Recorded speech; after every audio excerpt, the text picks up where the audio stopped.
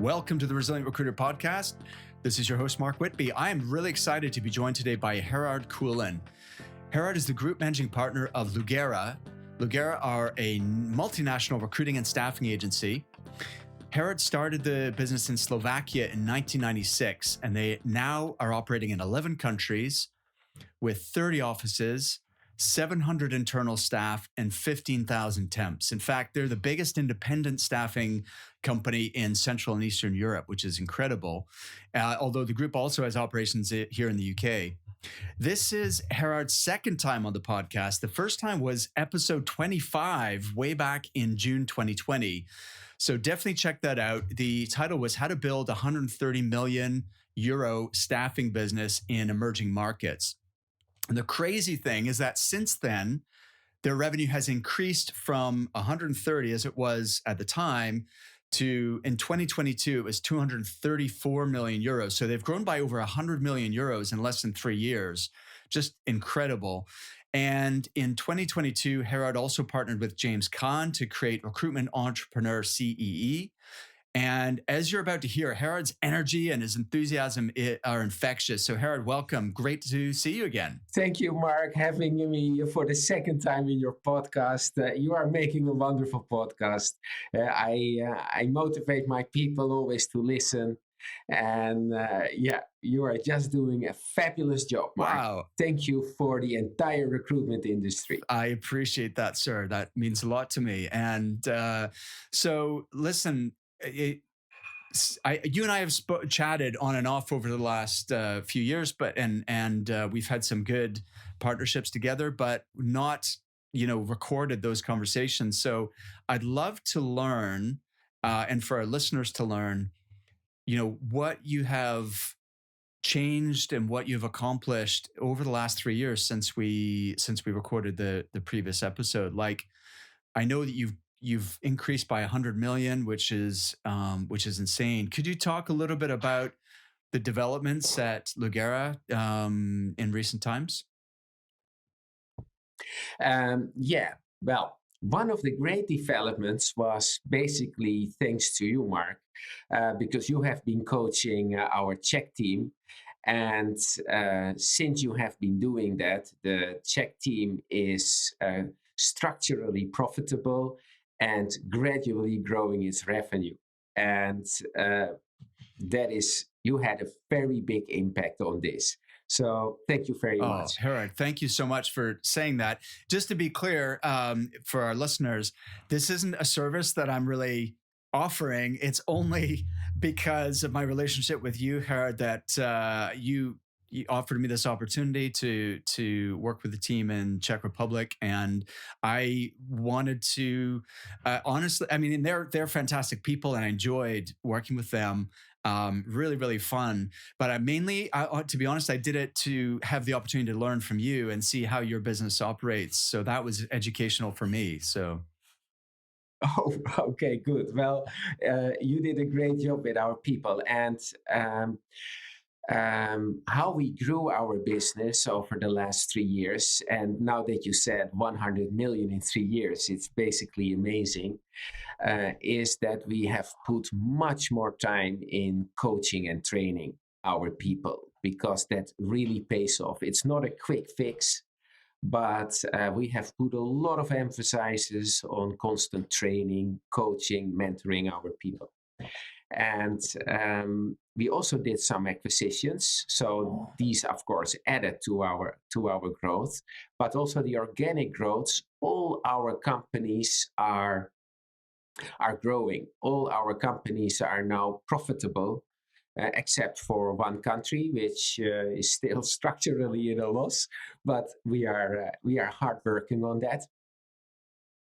So it is basically, as we have in Holland a saying, the eye of the master makes the pig a fat animal.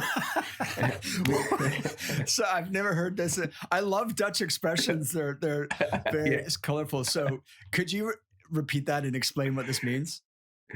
Yeah, so the eye of the master makes the pig very fat, which means that if you are into your business on top of everything, and keep a good eye on all the processes and flows. And if you can give it a lot of support, the company will grow eventually. Even if you have a lot of problems and issues, if you know the problem, if you know what can be done about it, and if you take action on it, you will always solve any issue, That right? makes sense. Yeah. Before the war in Ukraine started, we became the biggest permanent staffing agency in Ukraine. And then Putin decided to invade Ukraine. So in February, we had to move all our team from Kiev to Bucharest and other places. Everybody fled. And then we tried to recover. So we had a dip of 3 months of no revenue. And then we decided, okay, this has to be for us a challenge to grow our business. So we said to each other, when the going gets tough, the tough get going, and let's see what we can do. And a miracle happened, and last year was our best year so far in the Ukraine. Wow. Can you imagine? So the team, even when there was the bombing in Kiev, they were sitting in bomb shelters with internet, and they still were working. That is right? insane, Herard. So like when you talk about overcoming challenges, I can't imagine a more challenging scenario than that. I think by comparison, most recruitment business owners, and I don't want to minimize, everybody's got challenges, and you know, when it's something is happening to you, then it can be a devastating setback. But in comparison to what you and your team have experienced, I can't imagine a bigger challenge than that one. So could you just I'd love to learn more about that scenario. Like, how did you made it sound straightforward, like people relocated and then, or they were in like, just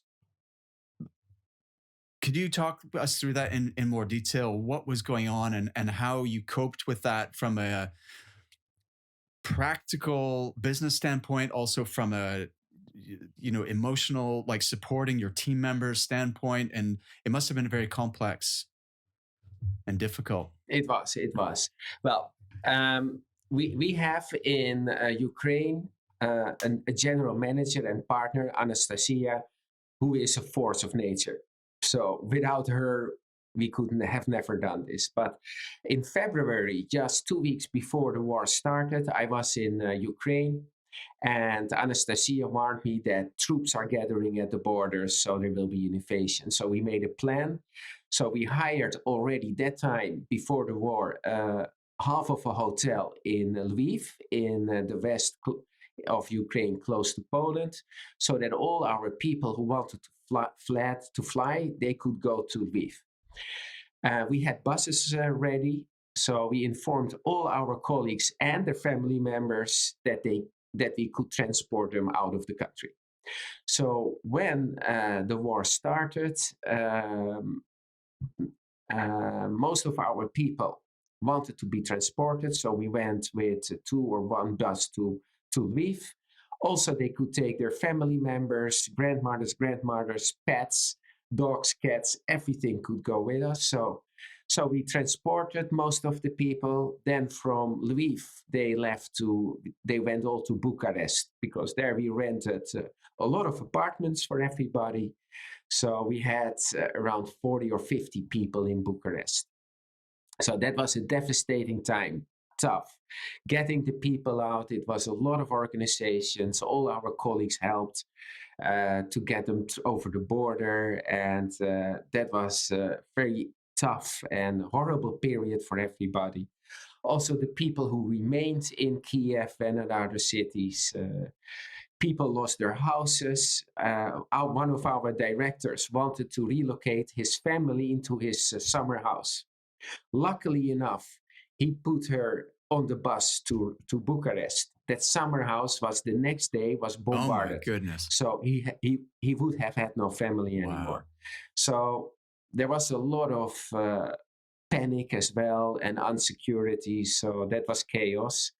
Luckily enough, everybody arrived safely in Bucharest, and then we started basically immediately to work because Anastasia said, let's not cry, let's go on, let's see where the opportunities are, and let's go for it. So, the first month was very What tough. about I thought that, like, do you have male staff members who were not allowed to leave the country, or? Yeah, the guys were not Yeah. allowed to leave. So one of our directors, which I told you about, of his family, he became the sub-commander of a battalion of 1,000 Wow. people. So he went to the front Wow. line. And he just recently got back, and he will not have to fight anymore. So he's now a war veteran. Yes. Wow. Okay. So he came back safely. His family is back with his children. He's good in Kiev. Amazing. Yeah. So I guess I assumed, and obviously wrongly, that once the war started, then commerce would stop. Like, it would just disrupt all the business. So how have you been able to, even remotely, how have you been able to do business in Ukraine? Yes, well, that's what everybody thinks, that everything stops. But that is not the case, because factories like food producers, supermarkets, everybody tries to stay open. So basically, everybody who is in a company, they try to do whatever they can. Banks stay open, although everything is more difficult.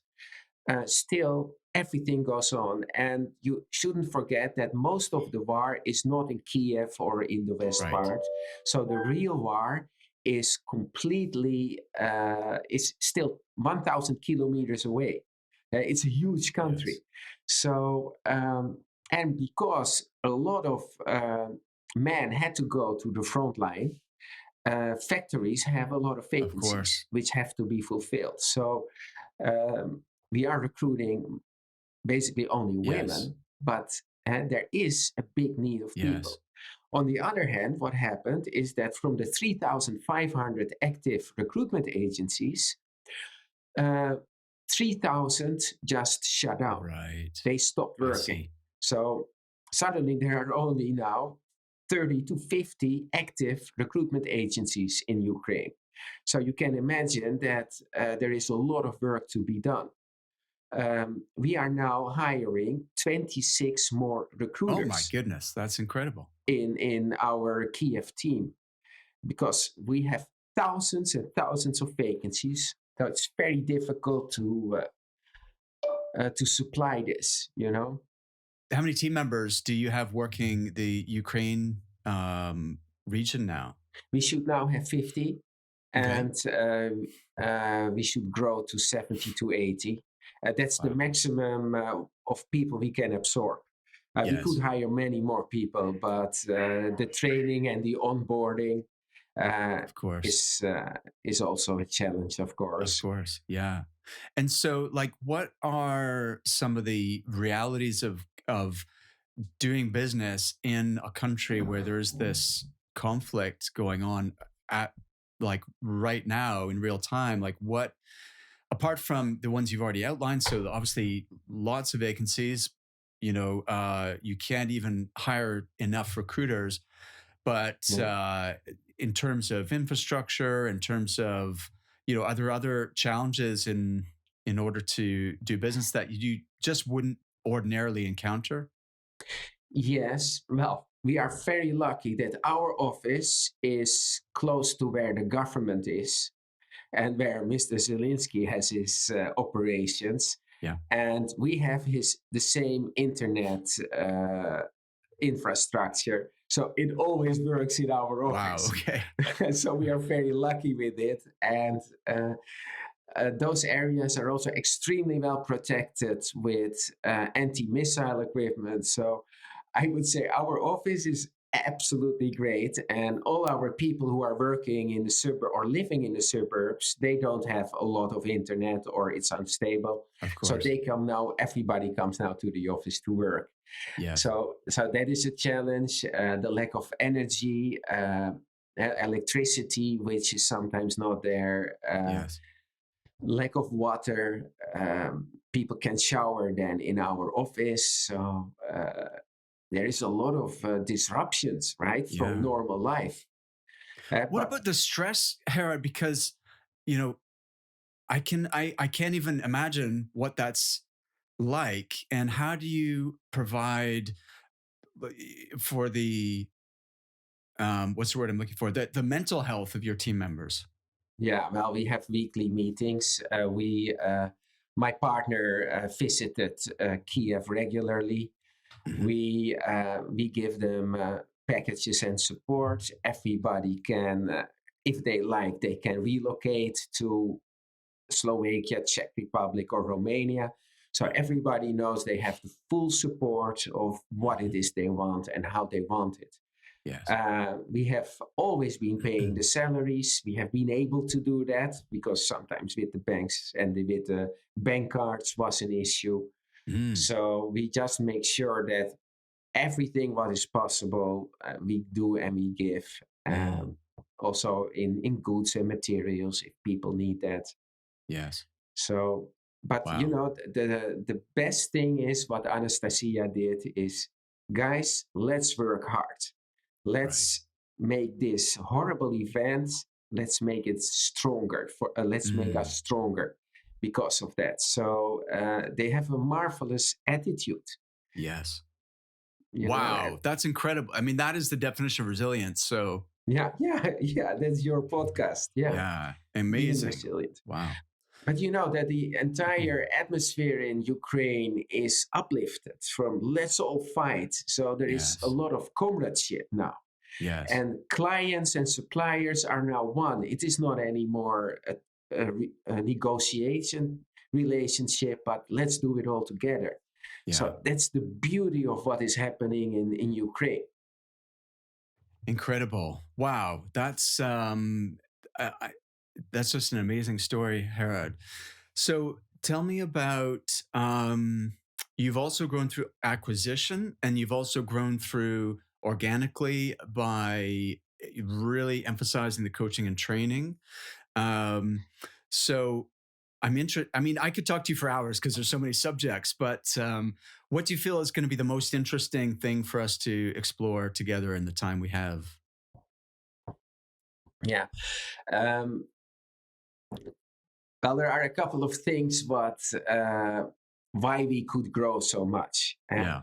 And one thing is coaching and training, because if you grow fast, I think that is the most dangerous period in the existence of an agency, that you grow very fast. Yes. Because then usually quality goes down. You lack finances, especially if you grow fast in temporary staffing, because you can make big orders. You have to pay a lot of salaries, but you get your money later. Yes. So that is the most dangerous situation for an agency. Not if you go a little bit down in revenue, that's okay. So what we did was an emphasis on training and coaching from our existing people and gradually onboarding new people, but not too fast. Because in Ukraine, we could need now 100 recruiters, but that would be a disaster in terms of quality and client handling. So that is one. The second thing is technology.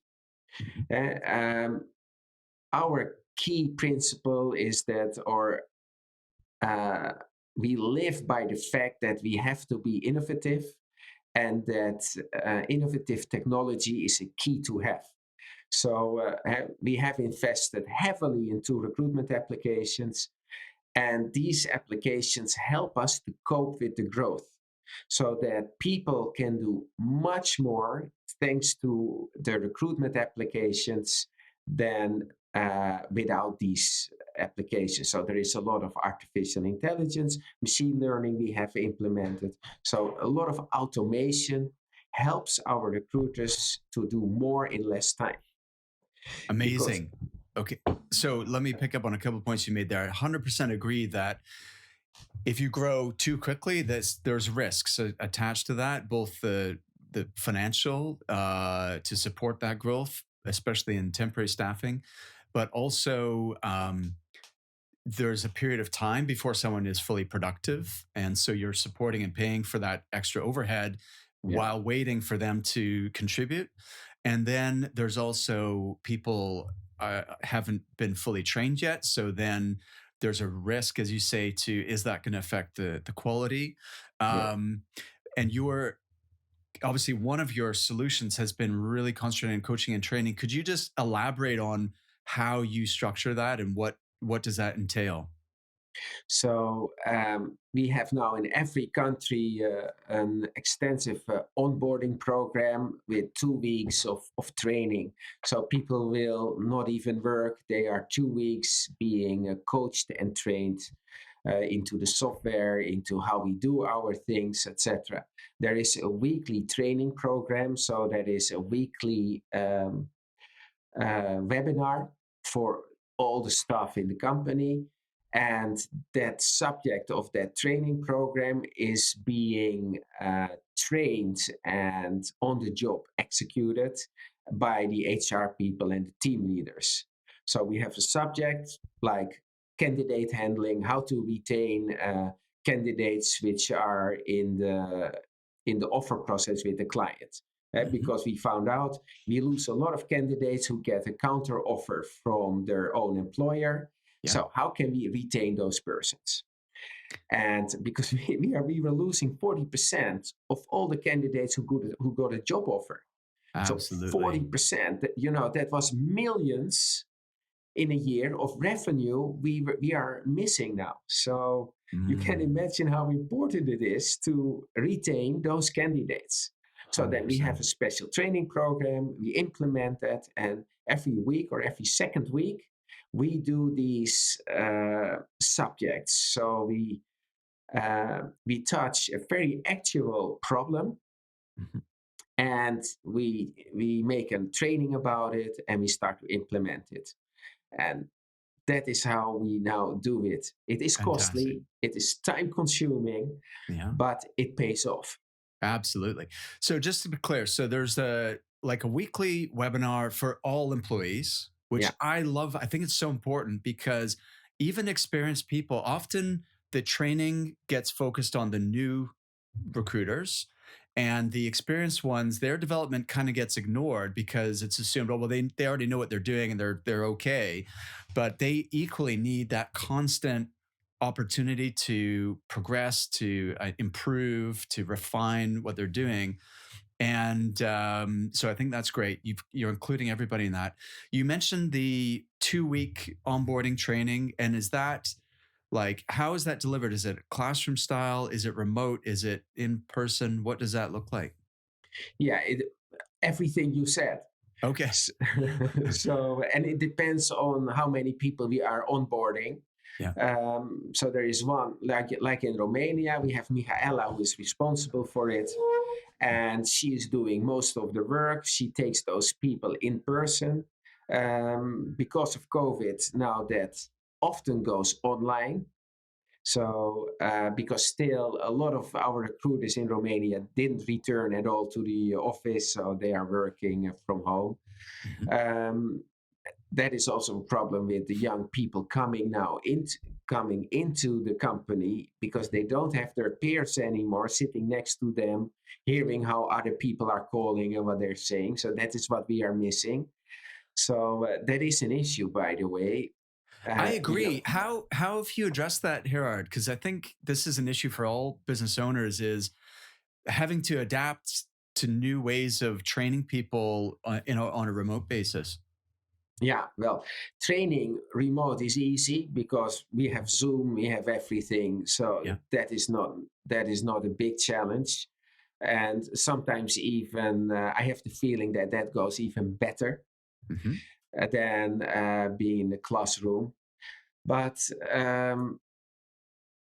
what we are now doing is sometimes we put everybody in a class, so together. We try to do that at least once a week, so that everybody meets everybody. Because I have to say that since COVID, I am living in Bucharest. I don't know half of our team anymore. Of So people course. come in and I think, who are you? But and then they are working already 2 years for us because they've always been at home. Yeah, exactly. So it's good to mix people up and help them to get to know each other. That's cool. What about the sort of day-to-day coaching? How are you handling that? Well, I meet my the country managers once a week with Mhm. a Zoom, and then irregular contacts on when is needed, and we have then team leaders, we have division managers. Mhm. So yeah, that is basically done probably like in every company, Mhm. Okay. and we have our software. So Yeah, it's let's very talk about that because the you mentioned that the importance of technology, automation, AI. So maybe I'm sure people would find that interesting. Yeah. Well, first of all, we have a culture in our company that we don't like meetings, right? So, Interesting. um, Okay. and we have made our software in such a way that if you talk with a candidate and you leave a small note, it's Mhm. immediately notified to the people who need to know. So all the meetings, all the emails, all the activities are accessible for everybody. Mhm. So if you want to know something, you don't even have to ask somebody. You see, okay, how is it with this client? How many candidates do we have in the pipeline? I just see it in a couple of seconds, right? So um, if a client calls, I don't have to call the recruiter. I just can see what has been done and I can inform the client. So that is a big advantage. What we also do is what we see as a big complaint from candidates is that they send their CV to a recruiter. They are in somewhere in a pipeline, but they never hear anything back anymore. Of course. So, what we have done in our ATS is that if you change the status of a candidate or a group of candidates, Mhm. all those candidates get a relevant automated email. Mm. Hey, the client canceled the vacancy. This happened. If you need more information, please call me or whatever. Yes. So every time, all the candidates can never be forgotten. They always get a relevant message. So, for example, that is doesn't seem maybe as a big improvement or spectacular, but we have thousands of candidates who never got an answer, and now everybody is being getting a good response. So I think that is a simple yet effective solution to this problem, which it makes total sense. Yeah, that's brilliant. What else does your software allow you to do? yeah, now the rest is that we divide clients in certain categories. And what we do is we have 40 plus clients. Those are 40 plus clients which one salesperson should make those are prospects and they should make them within a year our client, right? So Mhm. they have to focus on that. What do you mean by 40 plus? So they need to have at least 40 prospects they have selected, Okay, got it. and they have to become our client within 12 months. Okay, cool. I like so I we have a strategy called Dream 100, which is similar. It's like Yeah, it doesn't have to be 100. It could be 20 or 50 or however many, but these are the clients that you're most want to do business with because whether they're growing quickly, they've got a good reputation among candidates, exactly. et cetera, et cetera. You've identified that they would be good to partner with, and then you going to execute a very concerted campaign. It's not just one call or one email. You're going to be in constant communication through whatever channel you need to in order to get a meeting and to win over that customer. That's the yeah. Exactly. That's it. And we see on our statistics, because we also have a great key performance indicator reporting.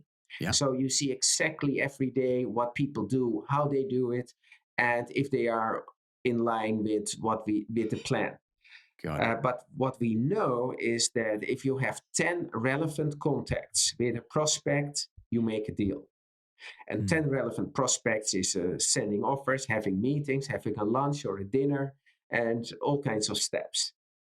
So wait, let me just understand. When you say 10 relevant prospects, you mean 10 touch points with that customer? Relevant contact points, yeah. Relevant and a contact relevant points, one okay. is having a real meeting with them, doing a lunch or a dinner. And we push our people to lunch and dinner, our prospects, because that usually is converted into an order. Interesting. Okay. Yeah, so eat and drink as much as you can with your clients. Okay, fair enough. Yep. You know, I found that like when I was running a desk, I would take my clients for lunch after we did business, because I found it's a little bit awkward having a lunch or a dinner with someone who you don't really know very well yet. You're still a stranger. To me, I felt awkward, but you're obviously showing that this can be effective. Yeah. Well, you do it after you already have been talking to each other. You have sent an offer. You have done already a couple of things, so you are not a complete stranger. Yeah. But it's our experience also with existing clients, to keep on meeting them in person, or just for a coffee. But in our jobs as recruiters for permanent staffing deals and temporary staffing deals, it's the human touch which gives a lot of assurance for the client. Absolutely. And most of the business we do, the contracts we close, are done in person. Absolutely. I agree 100%. Yeah. So coming back to the technology then, so obviously you're tracking logging all the communications with all your customers, clients, and candidates, so that anybody can look.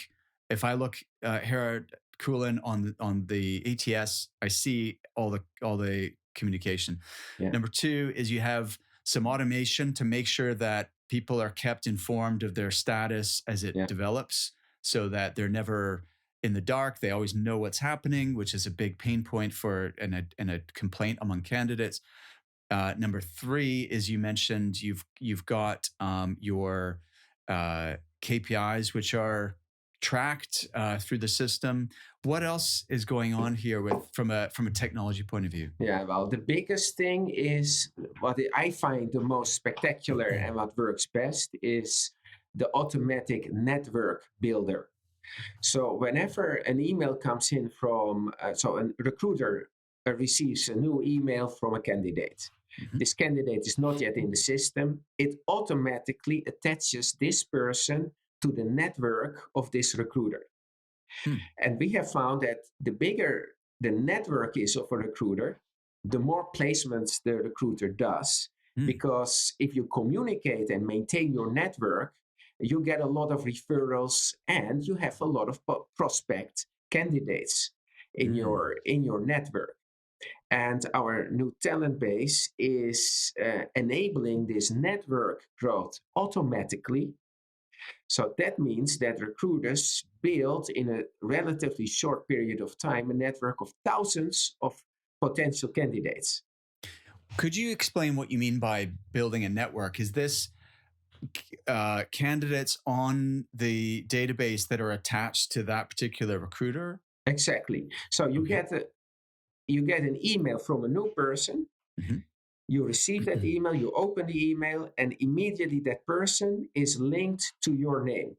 So it's added to your network.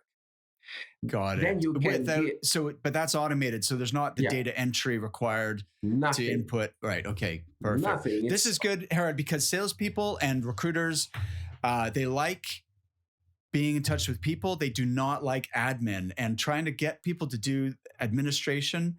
A, they just resist and they don't want to do it. But B, you could argue that salespeople should be allowing as much of their time as possible to be focused on candidates and clients. Exactly. And not doing administrative tasks.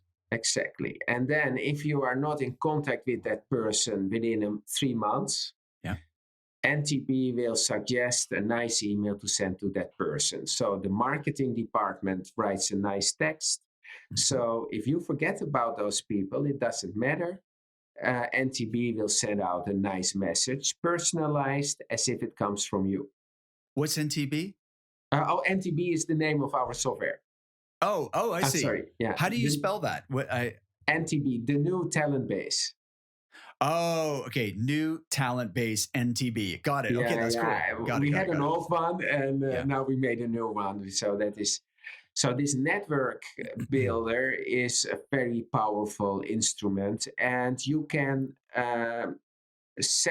make great segments or segmentation with using your own tags, giving tags to all those candidates from you. So you have them in different groups, very flexible. And with a couple of clicks, you can immediately communicate with these people.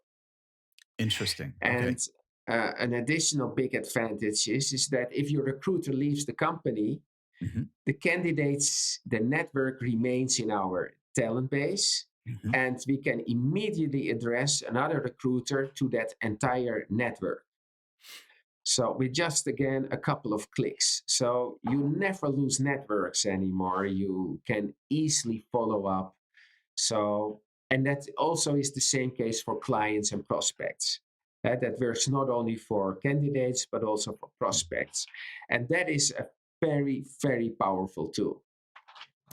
Interesting. So how does, you described a scenario where you receive a CV from a candidate, but how does it work to support an outbound sales or recruiting effort? It supports it by managing that you can never forget anymore a prospect. So once an opportunity is in the system or a prospect is in, or you have somebody in your network, that person can never be forgotten anymore. Okay. Because where we lost most of the business or the potential business is that our salespeople forgot to contact prospects. Yeah. Because once a prospect rejected 3 or 4 times, they stopped. But most of the deals are made when you persist, and at the 6th, 7th, 8th, and 9th, and 10th attempt, there is where most sales are done. But many salespeople don't come further than 5 rejections and they stop. Yes. Our system makes sure you can't stop. How does it, like, what does that physically look like, Herard? So I have a contact in the system. I sent them an email. I tried to call them. I maybe reached out on LinkedIn. Maybe I called them one more time and I didn't get anywhere. So then I moved on. I thought, okay, forget about them. I'm going to move on to somebody else. But TBN is going to not let me forget them. So how does it do that? In 2 months, you get a reminder again. Okay. Hey, he is still there. What would you like to send now? Come on, take some action. They get reminder after reminder. There's like a reminder system where, like, you've not spoken to Herard for 2 months. What action? But then, what are the options for taking that next action? Is it a call? Is it an email? What are the That's options what you at that choose point? to be. That is what you choose to be, and that should usually be an email. Yeah. Okay. Got it. And then, so this is cool. I'm never gonna. The system's not gonna let me. Those potential clients slip through the cracks, which can easily happen, and we see it happening all the time, because human beings, we are have limited attention and bandwidth to remember and keep track of the different opportunities that are out there. Interesting. So how have you seen the technology impact the business? Well, dramatically, or substantially, because having good technology is key. Yeah. Because you have to differentiate from all the competition, and there is a lot of competition everywhere. Everybody is chasing the same client, and basically our recruiters are as good as the recruiters from another company, right? We're all the same people. So where can you make a differentiation? And that is, first of all, with our technology.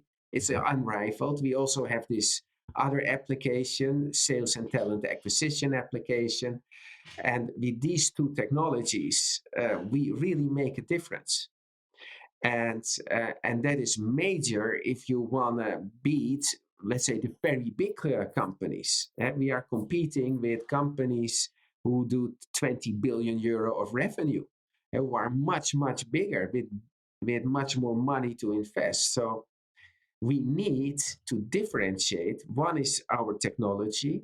The second is our people. We make from every person, we want to make a decision making power unit, so that everybody is allowed to make decisions in front of the candidate and the client, so that they don't have to wait for permission from a team leader. The team leader has to ask the manager has to ask the director and the partner. So everybody from us, we encourage to make decisions on spot. So we strongly believe in these couple of pillars, to have great technology, but it is as great as the user is. Yeah. Right? And the user must be a decision maker.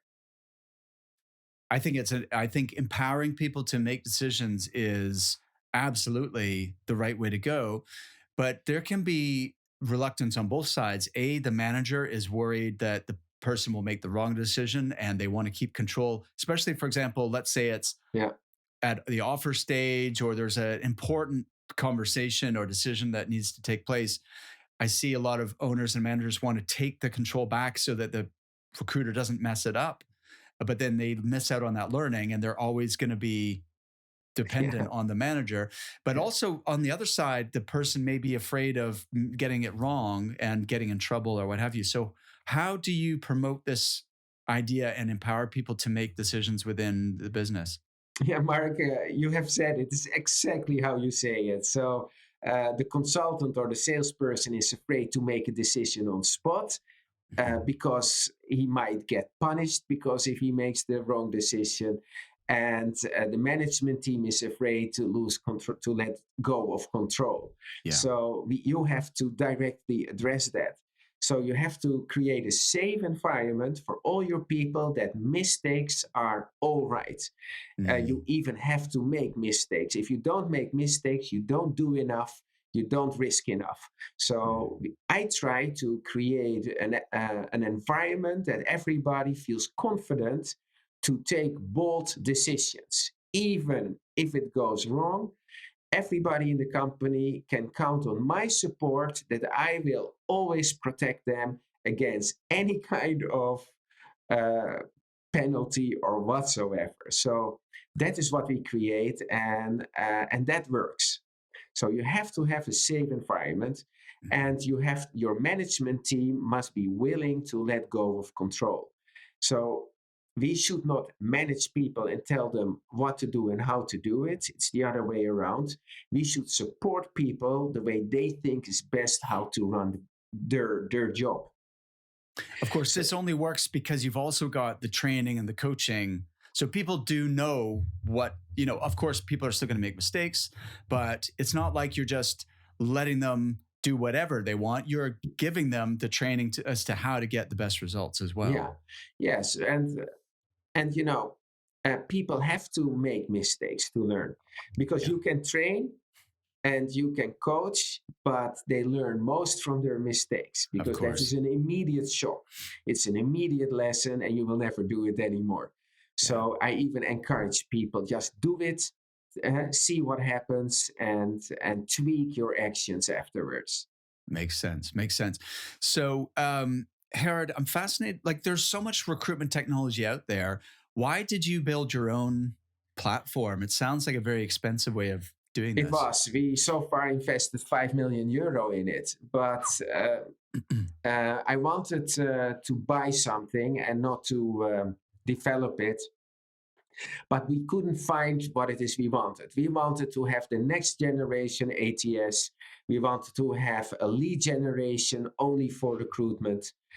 And After 1 year of searching, I made the decision we have to make it ourselves, because the best software I found was Bullhorn and some other applications, Mhm. but they were like the old talent base. So those are good applications, but not. We wanted to have the next generation Hmm. with a lot of automation, automatic parsing, automatic matching.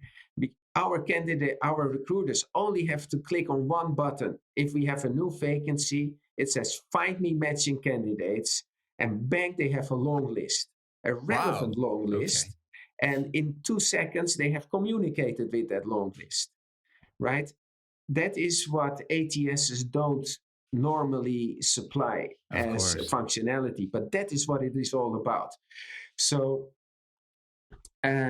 So wait, this is fascinating, Herard. So they push a button and the system automatically does the matching and produces the long list.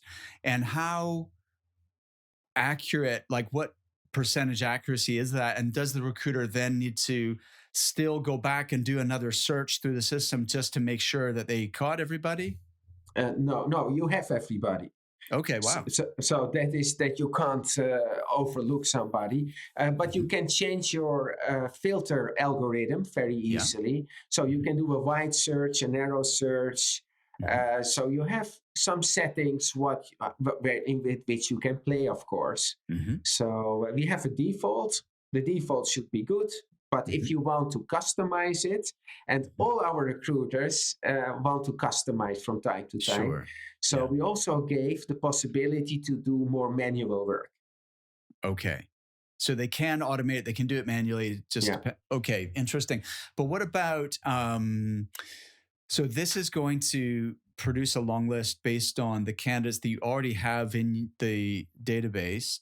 But what about, for example, searching LinkedIn or other, sources and bringing those candidates into the long list? Yes. Well, we have now a very innovative solution which we are now testing in Croatia for Adecco Croatia. It is a job portal, Mhm. a real job portal, but then only for one company, Adecco Croatia.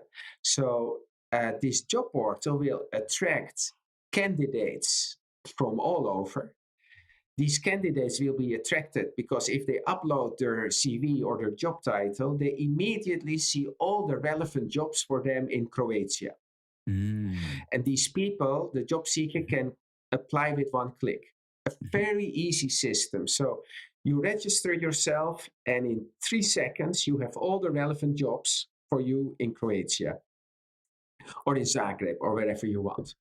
The advantage for Adecco Croatia is that their recruiters have access to that database.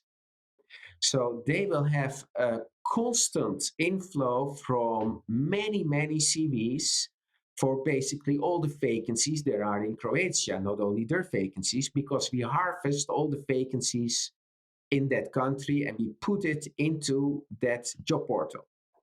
Okay, wait a Yeah. second. Let me try and understand this. I forgot to mention your bio. So, in case people are confused why you're mentioning Adecco, it's because you acquired all of the Adecco branches in Eastern Europe, right?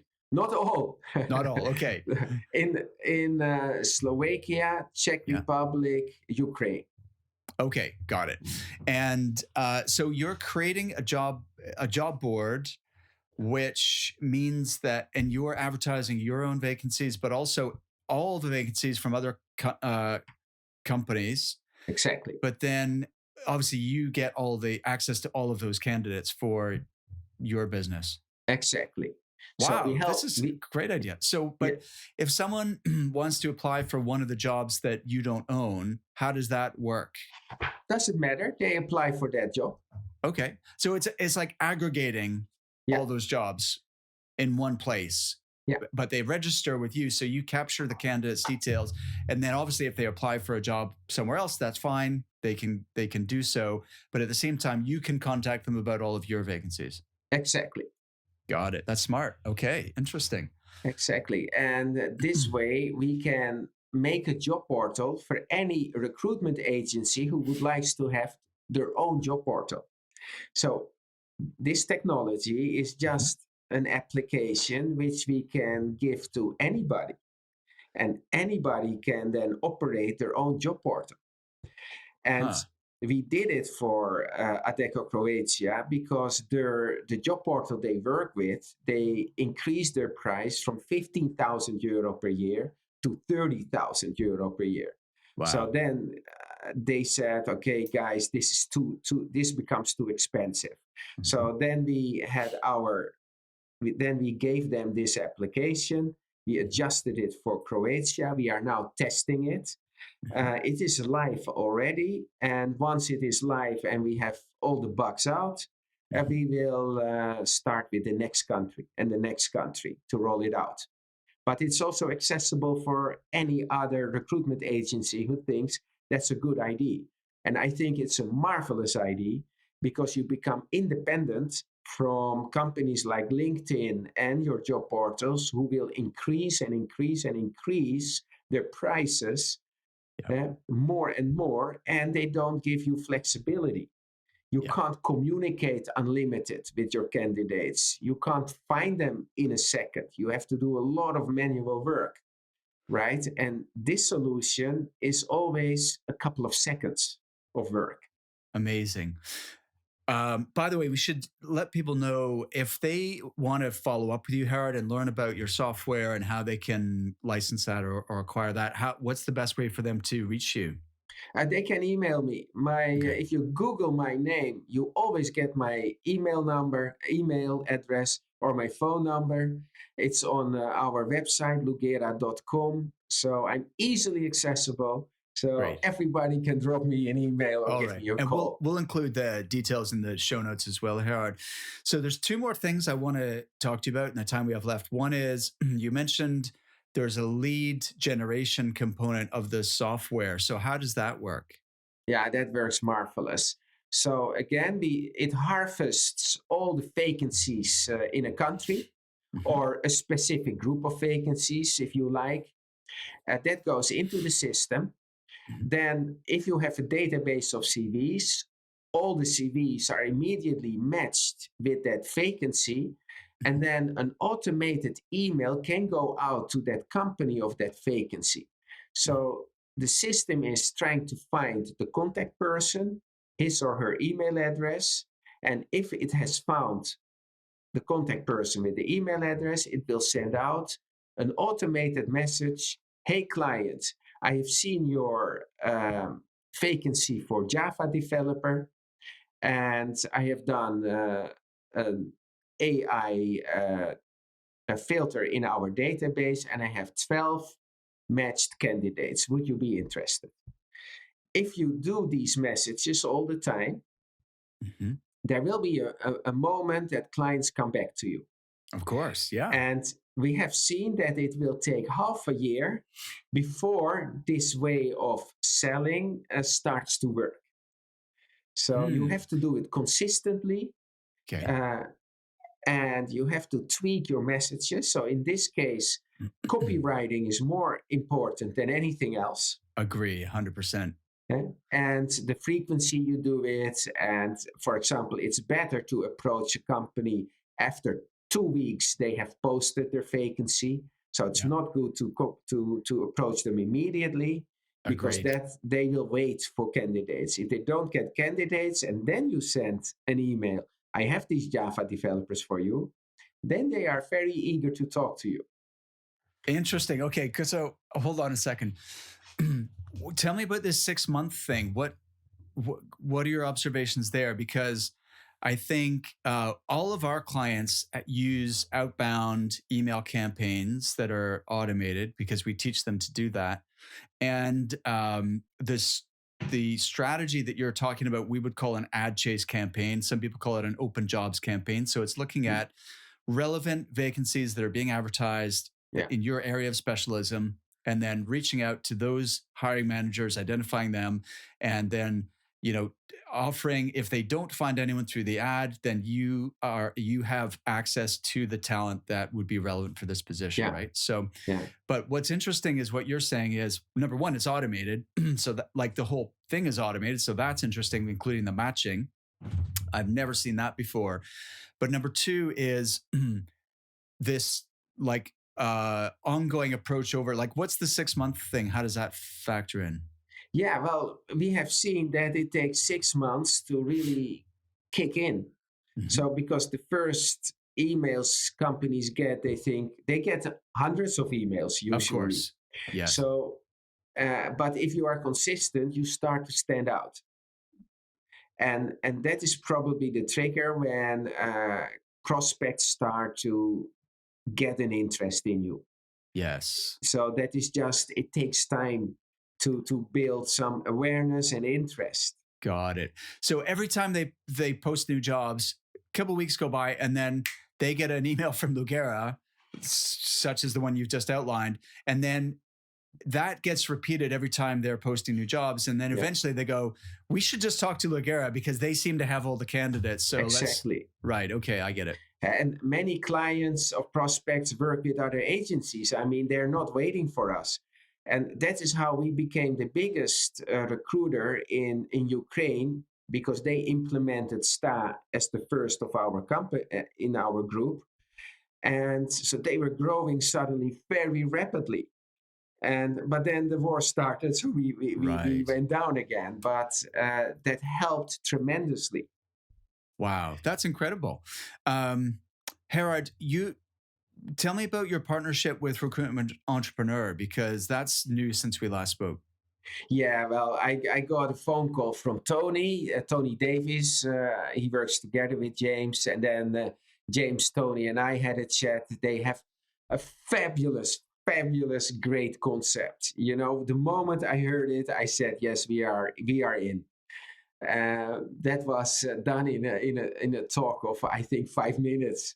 Okay. Of course, I knew James Caan already. We worked for Alexander Mann in the past, so I knew his track record. So that is, of course, very solid. And I think you can't get a better partner than James and all his team, because they are top professionals. So we have established a joint venture with James in the Netherlands. And we cover 5 countries in Central and Eastern Europe, which is Ukraine, Slovakia, Croatia, Czech Republic, and Romania. Mhm. And so last year we started, and I think we are now already having around 19 qualifying joint ventures lined up. Wow. So we are about to close the first 2 joint ventures in 1 month now. And then we expect this year to have 30 investments in scale-ups, and most of them are startups. Wow, that's amazing. So entrepreneurs who want to start their own recruitment business, and at the countries that you mentioned, they should reach out to you to see how you could support them to do that. Yeah, and it's a wonderful system for the joint venture partner, for the founder. Because they get between 20 to 40% of the shares. Yes. And people doubt whether they should not keep 100% for themselves. And then, because then you have 100%. But I always strongly believe in partnerships. Yes. I have in all the companies partners, because it's better to share and make that share much bigger than you would do 100% alone. So I strongly feel that if the founders take 20 or 30%, they will have much more than when they would have 100% of the shares. Right. So 30% of a very large pie is more than 100% of a small pie. Exactly. Yeah. Exactly. And the power of Recruitment Entrepreneur is the support we can give in legal, but also in sales strategies. And I think the creme de la creme is Recruitment Entrepreneur knows how to sell a company. Of course. And the most difficult thing of selling a recruitment is to sell your recruitment agency. Yes. Even if you are profitable, because many agency owners think, if I'm profitable, I can sell my agency. But only or less than 1% of all agencies are being sold. You know, that is so difficult. And there come the expertise of Recruitment Entrepreneur, and they can get a premium price. which you yourself can never get. So yeah, it's a beautiful concept with great people. You know, there are so many top professionals in the entire team that for me it's also wonderful to work with them. You know, it is like being surrounded with all kinds of recruitment gurus. You know. It is a great team. I don't know if you heard this one, Herard. I went to London and was interviewed by Tom Birkinshaw and was on the Recruitment Entrepreneur podcast recently. And it's a cool office, and it is an awesome group of people. Yeah, they really know what they're talking about. So, and James, of course, also, you know, we are all have very experienced in recruitment. Yes. And the beautiful thing with Recruitment Entrepreneur is that you can also share all your experience with young kiddos who are ambitious and want to grow their own business. And that's beautiful to see. It's wonderful that you see that fire in other people and the conviction that they will succeed. So that's wonderful. Amazing. Herard, I wanted to give a shout out to Mikhail Koronek. He's such a great guy in your team, so I wanted to say hi to him officially on the podcast. And you speaking of great people, you have great people in your business, and I'm so impressed with what you're achieving, and I can't wait to hear the next chapter. So let's do this again in the future, and you'll probably have another 100 million in revenue by then. But let's hope. Herard, it's a pleasure speaking to you. Thank you so much. Mark, thank you. And you're doing a great job, and you are helping the entire recruitment community to level up. So our thanks go out to you, Mark. Thank you, sir. Have a great day.